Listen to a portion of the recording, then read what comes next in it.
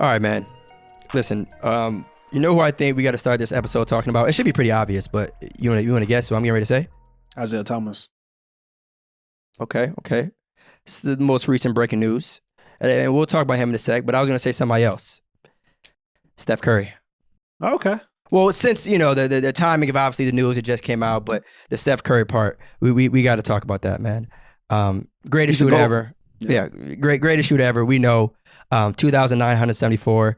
Can score at all levels of the basketball court, man. But it's just crazy to see that he's finally broken the record. And when you think about the number of games that it took him to break the record, it's actually pretty crazy. We all knew it was going to happen, of course, but I think it's just kind of dope the fact that it happened in MSG. It was crazy, man. I think even Knicks fans, I feel, were kind of excited to see it. Just the overall support that he received in the greatest sports arena in the world, man. It was a dope and special moment, man. So I know we obviously, argue and debate about the, who's at the table and stuff like that. But to see, a brother go out there and just, perform at a high level and break that kind of record in that type of arena, it really was, fitting. So just shout out to Steph, man, for real. Top 3 player in the game. He's a GOAT of his own now. I think when we talk about GOATs, we talk about, of course, Michael Jordan, his overall aura, historically in the NBA, what he kind of brought the game globally. Talk about LeBron James, arguably, one of the GOATs as well, but also probably the most, I want to say, the best, or maybe the greatest all-around player this league has ever seen. We talk about Kobe Bryant, probably the greatest scorer this league has ever seen. And now we talk about Stephen Curry, the greatest three-point shooter this league has ever seen. So he's a GOAT of his he's a GOAT. I mean, it's just like, look at that situation. Like, that's so hard to do. I mean, it's crazy. Like, it's almost like we come accustomed to greatness. We come accustomed to like just seeing like what he's done throughout the years. But it's just like, all I can say is he's a GOAT. I think he's a GOAT. He has something of his own that he can really say that, yo, like, I am the GOAT of this. And that's being the greatest 3-point shooter of all time. Yeah, to me, what's been so kind of cool about his career is, he's been able to score from threes in a different way. Like catch and shoot, off the dribble, coming off PNRs, like even being double and triple team and still managing and finding a way to still score. So it's just been special to watch as a hoop fan, right? Whether you're a Warriors fan or a Steph fan or not, just being able to watch that. And you really never know, right? Like you really never know if he's going to go out for 20 and a quarter or 40 in a game or whatever. And you talk about guys who other teams have to adjust their game plan to day in and day out. It's like Steph obviously is at the top of that list, but 2,974 is a lot of threes. And what's crazy is he's nowhere near being done.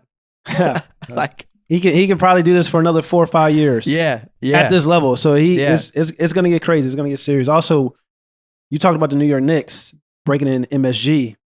His stardom. He went from elite to superstar status. It started with the New York Knicks when he dropped 54 points at the Garden and became the first player in history to make 10+ threes while scoring 50 points. Like he went from elite to superstardom at MSG. It only was right that he breaks the record, which he did at MSG as well. So which makes it even more special. I'm not gonna say anything bad about the Knicks, but just shout out Stephen Curry and his greatness. Yeah. And I mean, too, like, I know people always talk about systems, right? If he was on a certain team or if he had a different coach or if he got drafted to somewhere else, been different. But the fact of the matter is, I don't care who else is on your team. I don't care who's passed you the ball. I don't care what the X and O's are. Making nearly 3,000 threes in an NBA career and being nowhere near being finished yet is actually pretty crazy.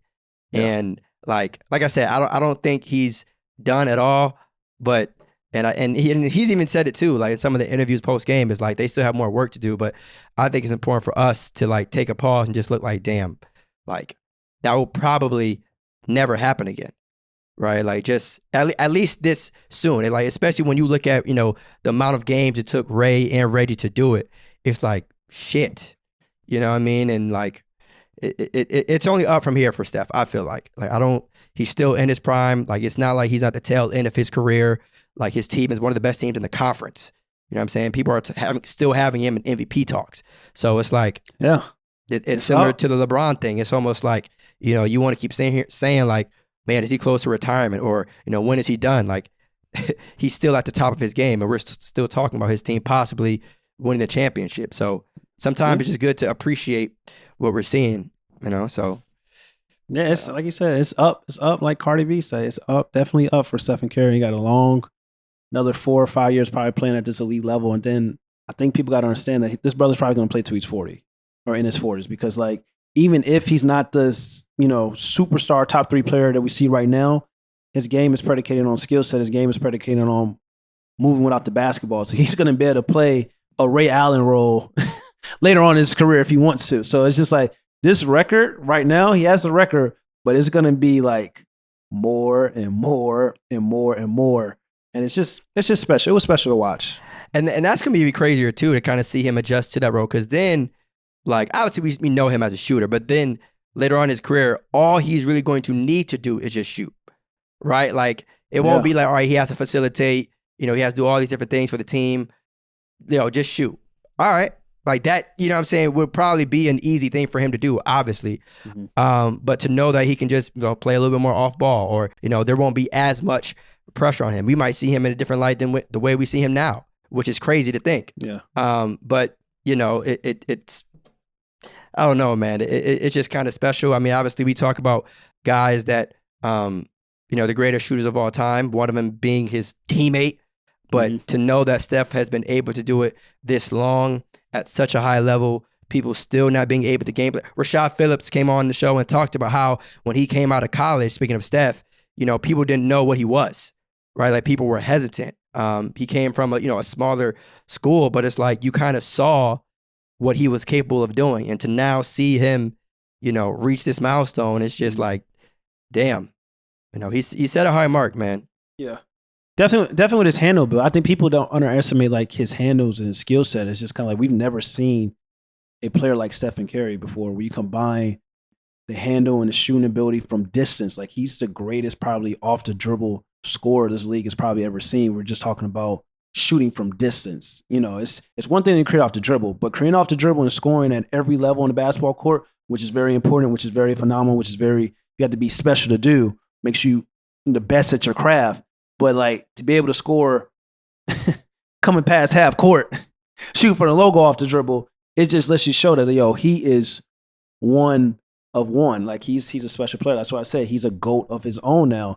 And that's why I believe personally, when it's all said and done, we're going to have 3 guys in the top 10 of all time when these guys retire. That's from the same era: LeBron James, Kevin Durant, and Stephen Curry. And who knows how high they can go. We already know LeBron is, right now, if he's not top 2 to most people, he's damn sure top 3. We don't know how high Kevin Durant's going to go, and we don't know how high Stephen Curry's going to go. But one thing's damn for sure: when it's all said and done, Stephen Curry is probably going to retire as a top 10 player of all time. If, to some people, feel like he's already there. But it's like, he's not there. He's damn near close. And for certain, he will be a top 10 player of all time when it's all said and done, in my opinion. So, I've already asked the question of, like, do you think he need a finals MVP? Does that, obviously it helps his case, but what else, is there anything else that you feel he would probably have to check off his list to put himself in that top 10 conversation? Obviously he's stamped, we know that, greatest shooter of all time and all that. But if you mention top 10, what else would you think he will need to do to really, really say, like, all right, I am definitely, for a fact, there's no debate about it in this conversation? He's going to possibly have another MVP this year. It's between him and Kevin Durant. That's going to be another check. And then if he goes out and wins another finals, that's going to be another check. And then possibly if he wins a finals MVP, that's going to be another check. So you just look at those 3 things right there. So he gets another MVP, gets a finals MVP, gets another championship. Like, it's going to be hard to deny, like, what it's going to be hard to deny. Like, some people are going to be upset about it, but it's just going to be hard to deny. Like, what are you going to say? And then for people love to talk about the whole system thing with, like, Stephen Curry and Golden State Warriors. Same thing they talked about Tom Brady and Bill Belichick. It's like, yeah, it's a system, but this player makes the system. It's the same thing with Stephen Curry. Yeah, he's in a great system, but to be honest, Stephen Curry is the system. You know what I'm saying? It's just kind of like, we got to stop saying like, yo, it's just a system. The system, well, without Stephen Curry, it is no system. You know what I'm saying? Like, I get it. Like, Steve Kerr, the offense that they're running is phenomenal. A lot of players will have success there, but the system is really the greatest shooter of all time. Facts. You can't build a system around shooting without a guy like Steph. And, I don't know, man. I just think that, sometimes greatness gets taken for granted. Yeah. And even though, you kind of talk about the media darling thing sometimes, it's also the idea of like what he's doing can't be done by many people. And you got to remember too, like his game isn't predicated on athleticism. You know what I'm saying? Like, because even like when you think about Ray, like Ray, I hope people know this, but it wasn't just threes. Like in the peak of Ray's career, he was catching bodies. Like he was actively dunking on dudes left and right. You feel me? And so with Steph, really, when it really is, and obviously, I know Steph finishes around the rim. Don't get me wrong, but like you think of him as a shooter. You think of him as like a behind the arc guy. Like the minute you said it best, the minute he steps foot over half court, we're active. Let's play basketball. That's not the case for too many guys in the league. And also, too, the craziest thing with Steph is the attention that he draws, right? Like, he allows so many guys to be able to play 4-on-3. Like, coming off, like, you're not about to go under screen on Steph. You feel me? Of course. But the way guys have to hedge and double right off, like, immediately, that opens up other opportunities for guys on the squad. So it's like, even if Steph is having an off night, even if, like, you feel like, all right, he's not going to shoot it, you now are at a disadvantage either way because you have to play 4-on-3 and it's not going to be in your favor. And with a guy like Draymond, who's been fantastic for them in situations like that, good luck, but that's why, they're champions. So he has that rare gravity, that rare aura that Michael Jordan had. Like, we know Michael Jordan going to get doubled, so somebody going to be open. Same with Kobe Bryant, same with LeBron James. Same with Kevin Durant. Same with Stephen Curry. Like it's a rarity. Like even James Harden back in his prime, back with the Houston Rockets, like they regarded him from 90 feet of the floor. You know what I'm saying? Like that gravity is so rare. We're starting to see that with Trae Young as well. And Trae Young has even mastered the moving out the basketball part of his game. Yeah. So if I feel like, it's one person that's going to have that similar gravity in this next generation, it's probably going to be a Trae Young. But just to talk about like Stephen Curry and everything he's done and continues to do and having that gravity, having that impact, let's not take this for granted because he's rare in so many other aspects beyond just shooting a three. And I think people forget about that when we talk about his overall greatness. Yeah, and if anything, that's, just adds to him, being lethal as a basketball player. He's not just one dimensional. It's not just a catch and shoot kind of thing. It's like you have to respect, those things that kind of make him into such a great, team player. But obviously, mentioning point guards, Steph and Trae. I think it's only right you mentioned his name earlier. IT, man. IT back in the league. Isaiah Thomas back in Hollywood. Going back to the Lake Show. Round two. How do you feel? How do you feel about that pickup? I know it's only a 10-day right now, but who knows what it can turn out to be? Right. Well, first I want to say I'm happy for IT. Just from just rooting for him as an individual. To be able to be given this opportunity to play in the league again. Had a crazy outing in the G League. And now he's back. But for the Lakers, I definitely think it works, especially now with Russ and Avery Bradley being out. They're going to need some more guard play at that position. And he's still a scorer. I think if there's one thing that we know IT can do, is put the ball in the hoop. Scoring 42, even if you want to argue it's in the G League, whatever, putting the ball in the hoop is putting the ball in the hoop. And I think the Lakers could definitely use that, especially again with one of their star players in Russ. So, let's go, man. Let's get it going. Watching IT, the USA team, and then going on his pro-am runs this past summer, he looks healthy. He looks slimmer.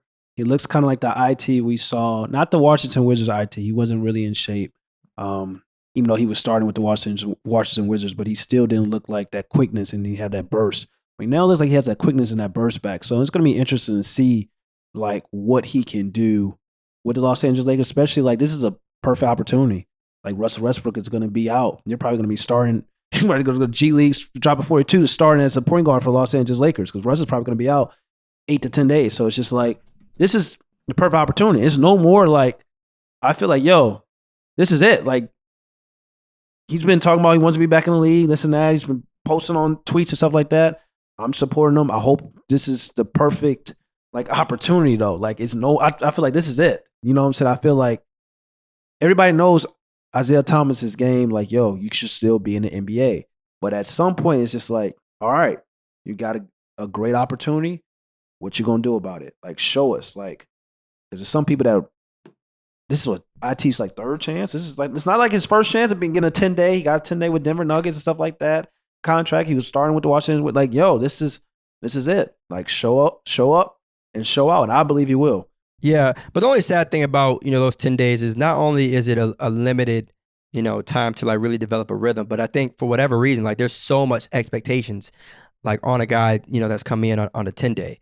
It's like obviously we know what he did with the Celtics and stuff, but if you really giving a guy 10 days to get active, what do you really think?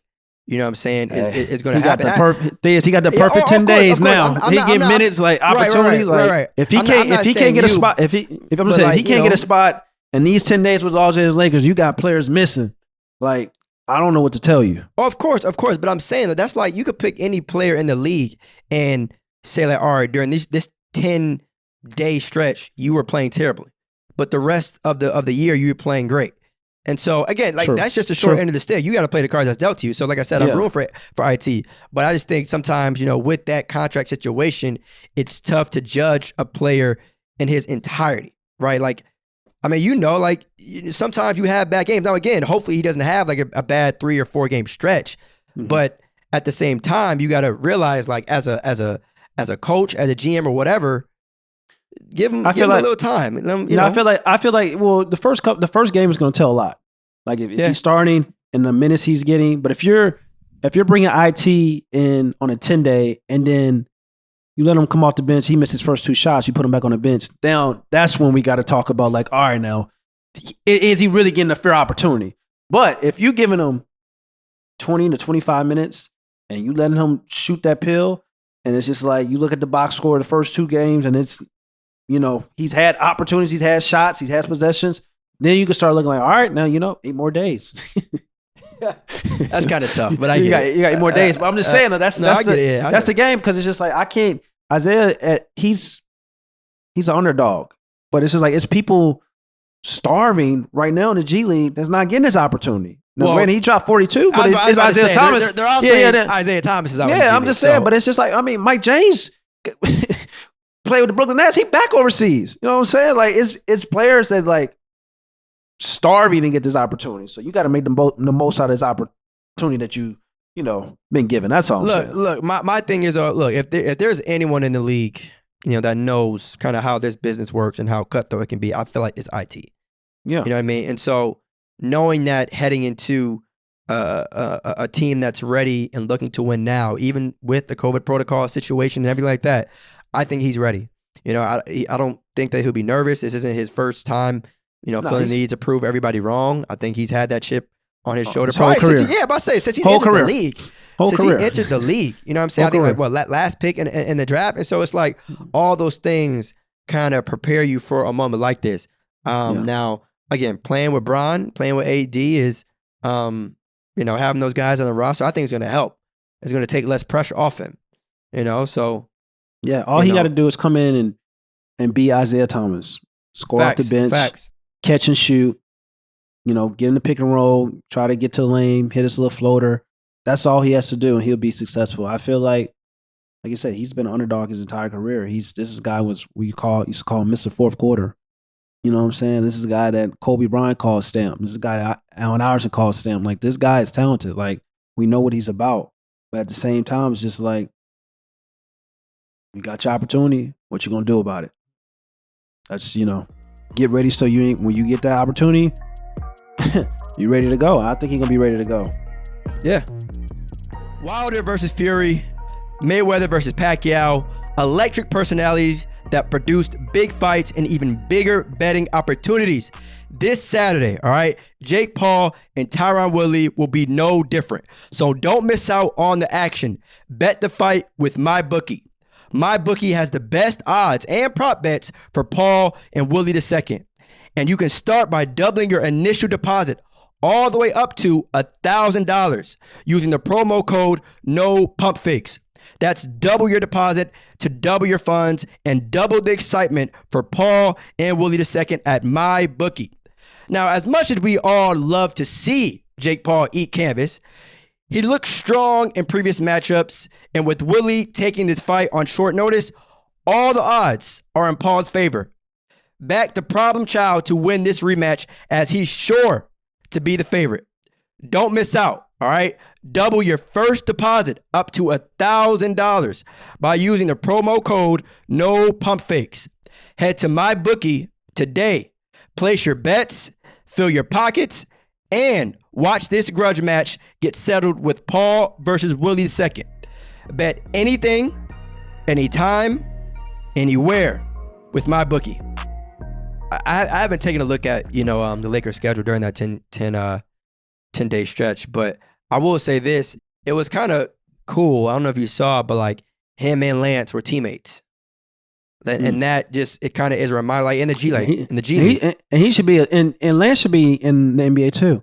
It's crazy though, because like, you look at Lance Stevens, you look at Isaiah Thomas, both these guys are NBA players. Like, I'm not going to sit in front like they're not NBA players, NBA talent, but it's just like, it's not always about talent. Like, everybody knows, like, you watch Isaiah Thomas, he's an NBA player.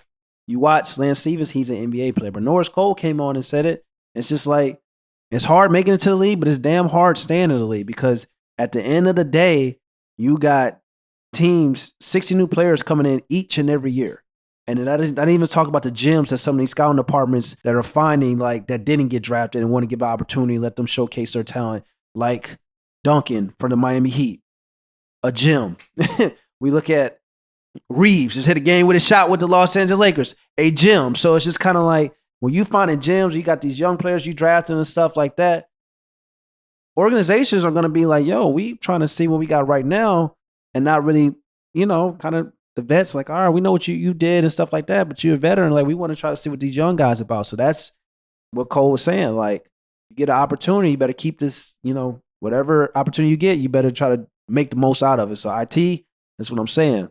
Make the most out of this opportunity, because you may not get another one. Yeah, and plus, too, like, as hard as you've worked to get here, as much as he's probably mentioned it and spent time in the lab, whether it's during the off season, obviously the game in the G League, Team USA, all that, it's like, this is what it's kind of, been about, right? This is probably like in a way, his finals. Like, this is, when you working your way back up, this is, his chance. And you got 10 days to really, get active. And I said, IT can have a damn movie made about him. Oh, yeah. Like, I mean, his story is crazy. That's what I'm saying. It's just like, damn, like, this is, even now, it's just kind of like, but we saw the same thing. D Rose had to do it. Shouldn't have to went through this. We knew, everybody knew Derrick Rose was like, yo, people talk about Derrick Rose should have been out the league. Carmelo Anthony had to go through it. Carmelo Anthony, Derrick Rose. You know what I'm saying? Like, these are guys that are future Hall of Famers. So, like, IT going through this now, he can look at those guys as motivation. Like, this was a top 3 MVP. He finished top 3 in MVP voting. Man, it's crazy. Man, bro, what? It's crazy. Honestly, bro, what Boston did to Isaiah still doesn't sit right with me, man. No. But you know what, though? Boston got a little situation with their point guards. You can call it what it is. It ain't a secret. Boston don't really have great relationships when it comes to point guards. And I think that was extremely evident with the Isaiah situation, right? Mm-hmm. And Kemba aside, right? So you got him, Kemba, Kyrie. It's like you done had 3 extremely talented point guards in, like, what, the last 5-6 years, and like even Rajon Rondo with the way he ended. And it's like, yo, like, and there's a lot of things that some people might want to put the blame on, but the fact of the matter is you had talent, and now look, but I want to say it is what it is, but like that shit just can't keep happening. Like, you get good talent. No, I'm dead serious. Like, you can't keep getting these talented guys and just say, oh shit, now what? Like, what's the goal here? Are we trying to win basketball games or? But that franchise is culture is important. But you already know, culture's definitely important. Culture and Boston, and the words Boston Celtics to me don't really go hand in hand for reasons that But I mean, hey, some guys are meant to play for certain franchises, and also too, I want to say it's some of it is about fit, right? I don't want to say that all of it is politics, but some of it truly is fit because at the end of the day, some guys are better off on certain teams. Like there's certain guys they could play anywhere on any team and thrive, but then you got some guys who need to be in certain environments. And Boston and get Boston his credit because they did build a team around Isaiah Thomas when he was there. They did very, very, very successful. They did. They absolutely did. The way that he kind of got shipped out the door, and it's just kind of like was pretty bad. But also like, IT probably, if he can go back and do things differently, he probably would have just set out instead of trying to force himself back from injury. You know what I'm saying? Because he was trying to get his bag, and it was just like he should already had his bag. He did enough to already get his bag, but it was just kind of like that's what organizations do. They'll try to like put the pressure on players and stuff like that. No, they're healthy. No, they're not right, but you know we need you out here, stuff like that. And you go out there and you play less to your ability, and it's just like, all right, well, you know, look at your stats this year; they not lining up. That's what happened to Aiden. Aiden looking at his stats, they fed Aiden that bullshit about team, this culture, this and that. Then they look at the stats when it come time to throw that bag, that paper. Well, your stats, 60. Your stats for last season was like looking like your rookie season in the NBA. He like, what? We first in the East, like we made it to the NBA Finals. Like I'm going up trying to guard Giannis. Like I'm doing everything for the team. Like. But you know what though? I mean, dude, it's crazy. It's just a lesson, man. Like get your bag. All this. Get your numbers. Loyalty this, loyalty that. Get your numbers. That's why I say, man, I don't ever like when guys want to leave teams, man, from a individual perspective, right? You would put basketball to the side. I ain't ever mad at it, right? Yeah. When you enter this league and you understand, some guys enter in as a damn teenager, right? But this is a business. As much as you want to win games, win championships, bring a championship, to the city that drafted you, that all sounds cool. Mm. That all sounds lovely. That all sounds ideal. But brother, get your coins. Yeah. Get your coins while you can. Because God forbid, a slight injury or something crazy happen to the team, a coach get fired. Do you really think they're about to say, well, here you go. We feel sorry for you. This is a business. Hey, like stats. You better take care of yourself first, man. Stats and bags. Stats and bags. Straight up. I mean, I don't know if I would. I don't know if I would that far. We can have that debate. We can have that dialogue. We had that dialogue. The dialogue is true. You get your stats. You get your money. Winning is second. I would say winning should be second. I would say it depends on where you're at in your career, right? Like there's certain players who are like, all right, if I've been in the league for 14 years. And, I got my bread. I still got, some generational wealth. My fingers is naked. Then, all right, maybe I want to start chasing some rings. Right. But it depends on what caliber. It depends on what caliber player you are too as well. Because go ahead. Andrew Wiggins ain't never got to win a championship. And to me, he won. Zion Williamson because of the money. That's what I'm saying. If you're at a certain year in your career and you've already got the bag and you've already got money and stuff like that, hey, you might be. Lois Cole came on and told you. He said, if you reach 10 years, just a blessing. You set up for life. You get your pension, everything. If you got your stats, you got your millions of dollars, and you got your bag, and you reach 10 years, look, championships are nice. Resumes are nice. But at the end of the day, like, not everybody gonna be a LeBron, Kobe, Kevin Durant, James Harden, Stephen Curry. Like, not everybody gonna be. Some guys are just gonna be NBA starters. All right. Well, I'll say this though: is there a point where you would feel that, all right, maybe I take less money to get a ring? If I'm in a situation, yeah. I'm saying though, if it's like, there's a difference between being year 4 and being year 18, right? So obviously by year 18, depending on who you are, you'll probably have made more money. I think that 18th year. I think Karl-Anthony Towns is going through a similar situation.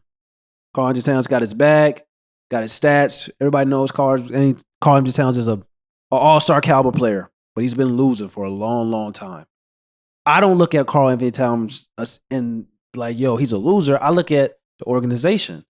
I always look at the organization the same way I did with Devin Booker, same way I did with Zach LaVine. But like you say, this, when the organization starts actually building pieces around you that allows you to finally be successful, what you gonna do about it? Because I can't come up and say, no, yo, this is the organization, team situations matter. I can say all that shit when like the shit is not, they're not doing nothing. But when the team starts doing something, now I got to look to you. Now it's got to look like, all right, now, is it just about the money? Or now do you actually want to win? Or can you win being that guy? And not everybody can do that. I'm about to say some guys get that bag and just stop hooping.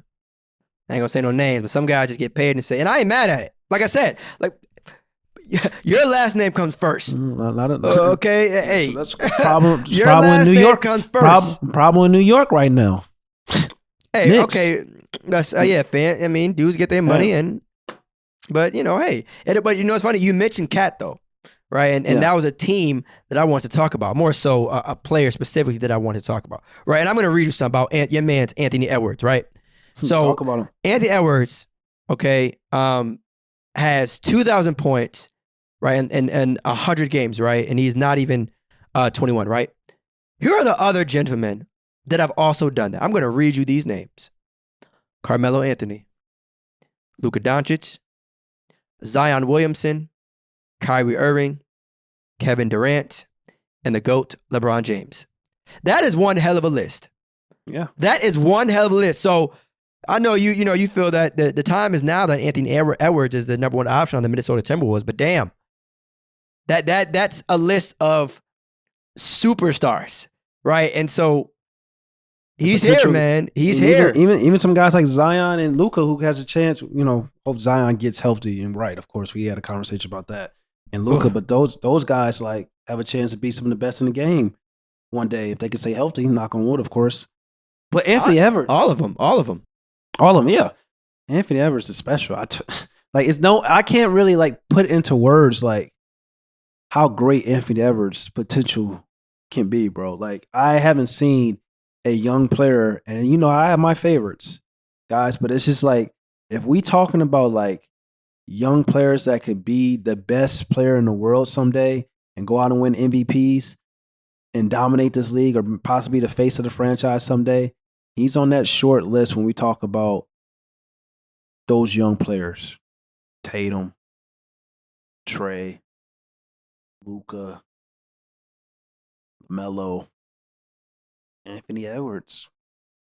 Like that's how even, and people gonna say, I didn't throw Devin Book in there. I mean, you can even throw Devin Book in there, but it's just like, I look at those. Yeah, I was gonna say. I look at those. I'm saying I didn't throw Devin Book in there, but it's just like I look at those six. Like he's there now. Six. Hey, hang on. Six, as in the original five that we always stated, and then the six is Anthony Edwards. Yeah. Like Anthony Edwards now. Okay. What's the five? What's the five? It's Donovan Mitchell. It's Trae Young. It's Luka Doncic. It's Jason Tatum, and it's Donovan Mitchell. Devin Mitchell. Booker. Yeah. Okay. Those five. Devin Booker, Luka Doncic, Jason Tatum, Trae Young, Donovan Mitchell. Those five, right? Yeah. I don't know if you said Luka, but yeah. I did say Luka. Anthony Davis is six. Anthony Davis is six. Edwards. Yeah, Anthony Edwards is six, and LaMelo is seven. Like those guys are knocking on the door. Like that's how talented I think those guys are. But Anthony Edwards, I think how we always talk about like Luka and Trey, my boy Luka and Tatum. Oh, and Trey. I thought you meant just draft wise. No. We talk about looking at Luka and Tatum. Like those five, we see those two guys as possibly probably having a chance to be the best in the world someday and be the best out of that group. I'm telling you, bro. Anthony Edwards, he may be of that same ilk. To me personally, like that's how good he is. Like he may be of that same ilk of looking like, yo, how people feel about Luka, how people feel about Tatum. I'm starting to feel that way about Anthony Edwards. And it's crazy. This is only his second year. He's not even 21. Different. Good luck. Different. I don't think people. He's TP. Total package. Inside, outside game handle, athleticism. Like, bro, he's the total package. Super hooper. I love it. Like, he's a rare breed. There's like guys that have this uber athleticism, but also this crazy skill set. It doesn't come around often. I don't think people understand. Like, yo, like the LeBrons and Michael Jordans, the Kobe's, like guys that had this super unnatural athleticism, but still had a super crazy skill set. and you combine those two, like, bro, different total package. That's what Anthony Edwards is. TP total package is. It's crazy. Like he's special. He's here, man. Yeah, I mean, being arguably right a number one option under the age of 21 is kind of something crazy. And like I said, you heard the guys that I listed in terms of who else is in that category of that accomplishment. There ain't no scrubs. No, it was. I didn't name a mid, right? And I know people got high hopes and high opinions on Anthony Edwards. So Andy's likable, right? I mean, I know Minnesota is one of the smaller market teams in the league, but I mean, you got a guy who people can cheer for. It's hard to root against an Anthony Edwards. You feel me? But hey, man, and that's the only thing that I feel like would stop Anthony Edwards probably from being like considered the best player in the world is that market, is that poverty franchise in Minnesota, like a franchise that is so small. It's just like they don't prioritize winning. You know what I'm saying? It's just like it's a lot of things that got to be. What the Milwaukee Bucks did doesn't normally happen. You know, they had Giannis and stuff like that, and they made some trades and stuff. They drafted Chris Middleton as well. And it's just kind of like, and they were able to build a championship roster and a championship team.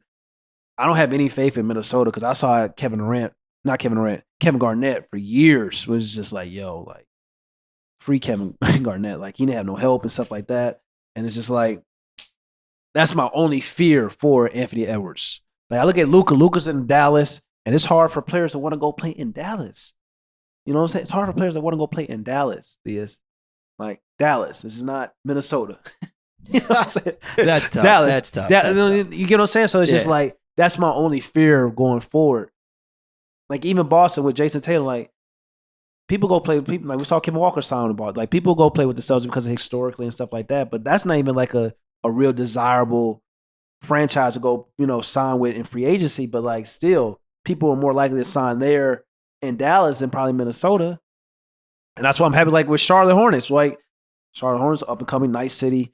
They got LaMelo Ball. I think LaMelo Ball is going to attract free agents as well to want to come and play with LaMelo. We saw with Gordon Hayward and stuff like that already. So it's just like, that's my biggest fear about like Anthony Edwards is going to be there. But it's just like, is he going to have that winning success for people to realize like, yo, he has a chance to be the best player in the world? Because you can't really be the best player in the world, even from a talent perspective, you may be, if your team ain't winning. That's the only thing. Like, that never happened with LeBron's teams was winning. He was the best player. Kobe's teams was winning. You know what I'm saying? It's just like, your team got to win. So it's just like, that's my only fear about Anthony Edwards. When we talk about his potential to be the best player in the world, not his talent, but his team situation. Yeah, but I mean, in some instances, you can just make your team situation better. I mean, whether it be through play or whether it be, telling the front office, like, yo, let's get some guys around me. Now, the latter may not happen often enough, but, and I know it's funny, I don't see him doing that, though. Like we said before, he's a nice guy. I definitely think he has that dog in him, but I don't see him. And that's a tough thing to do. It's like you mentioned the whole thing with like Dame and CJ.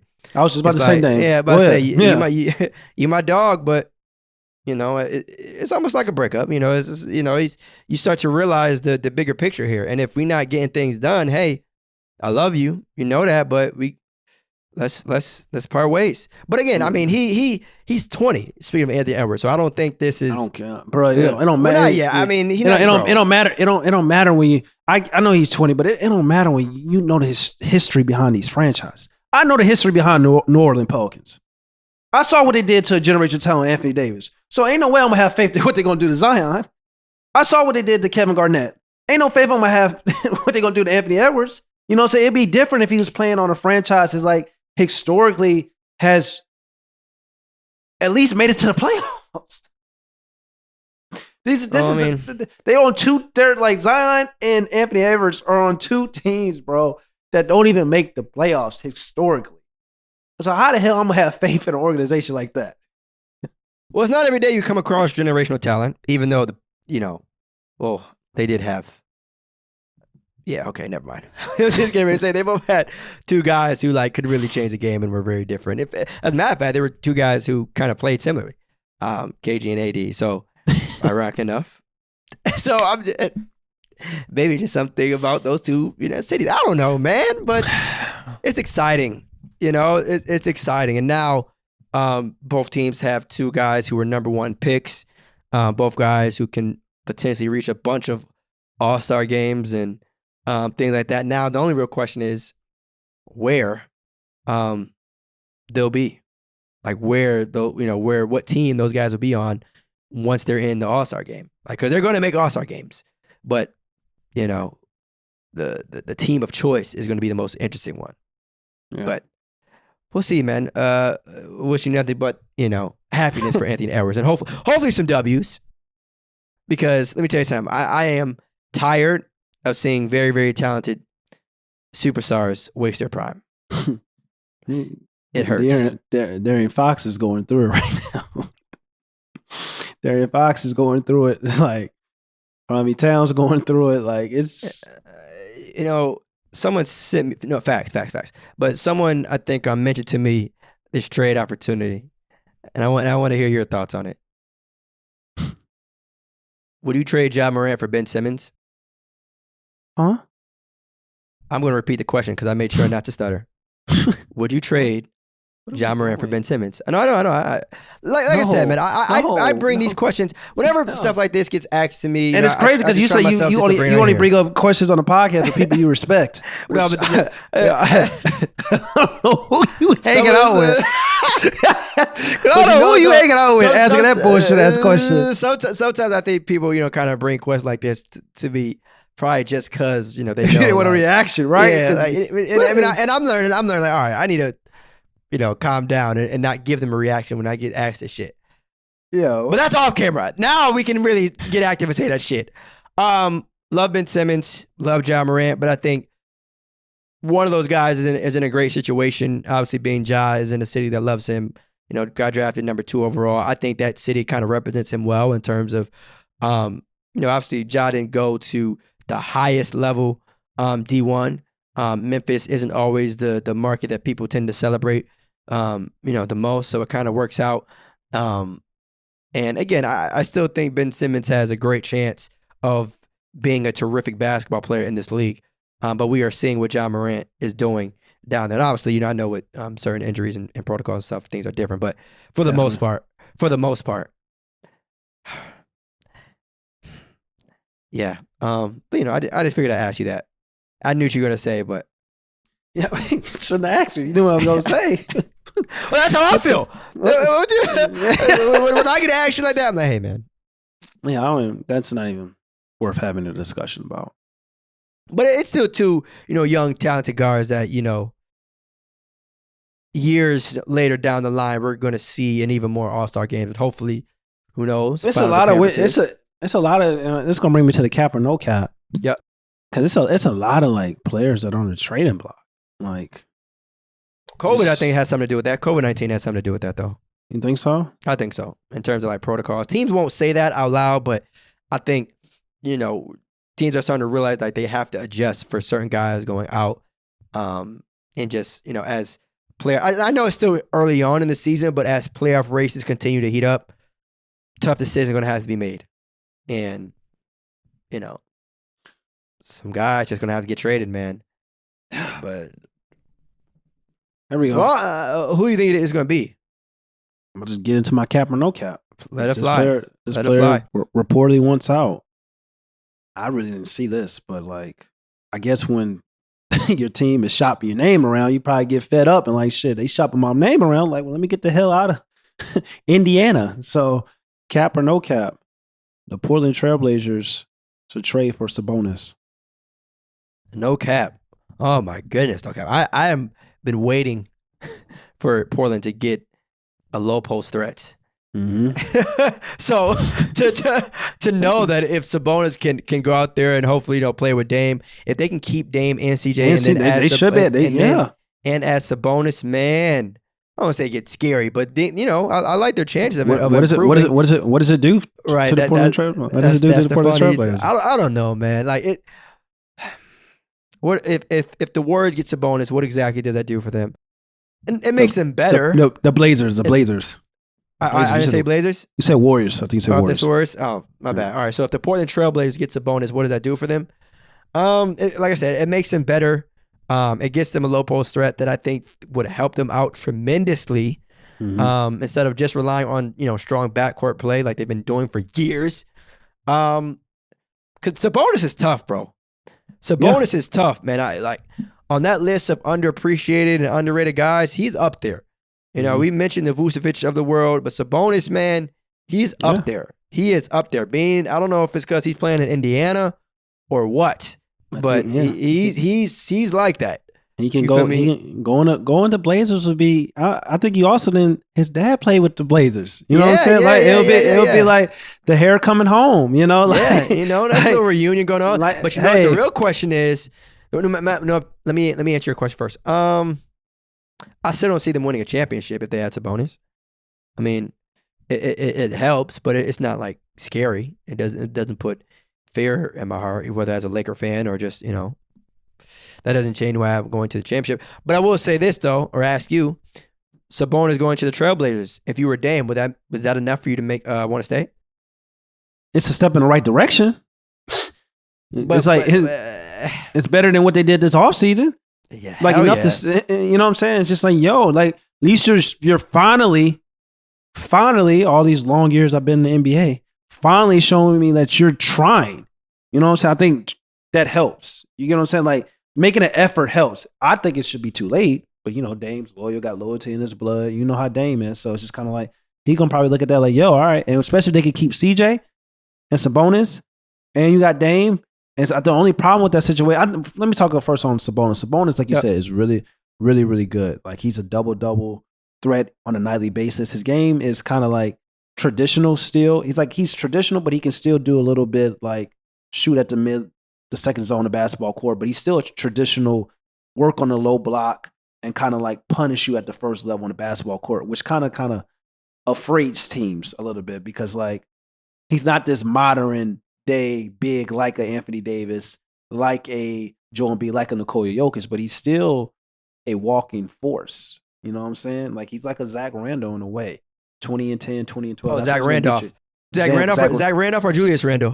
Zach Randolph. But yeah, Zach Randolph. But yeah, that's his game. But he still has that traditional kind of like, he's still traditional mold. So it's just like, if you look at the Portland Trailblazers, Dame, CJ, Sabonis, yeah, it works. But I feel like in order for it to really work, you got to have a rim protecting big. Because Sabonis ain't really playing deep. You know what I'm saying? He works hard, he gets rebounds and stuff like that, but he can't play deep. And then you still have you still need a wing. So you still have the same situation, like you said, with the Portland Trailblazers. Like they still need a two-way wing, and they need a rim protecting big. Now you got a big three with Sabonis, CJ, and Dame. That's gonna put up points, but it's just kind of like that's it. So you know what I'm saying? Like unless some other things are gonna happen with the Portland Trailblazers, then it's just and that's been their problem for a while. It's like defense. So my thing is, you always add talent. You know, like even if that's not what you need, if you can get a guy like Sabonis, you add him. I think it's similar to, what you brought up about Pascal going to the Suns. If you have the opportunity in some situations, talent is talent at the end of the day. But it doesn't address, I feel, what their biggest problem is. And that's the other end of the basket. No one is denying whether or not Dame can score or CJ can score or Sabonis can score. But defenders, right? Can you prevent the other team from doing the same thing? And that's been a problem I feel like that they probably need to address. But at this point, doing anything, that's a step in the right direction. Because I know you feel strongly about what the hell they were doing during their offseason.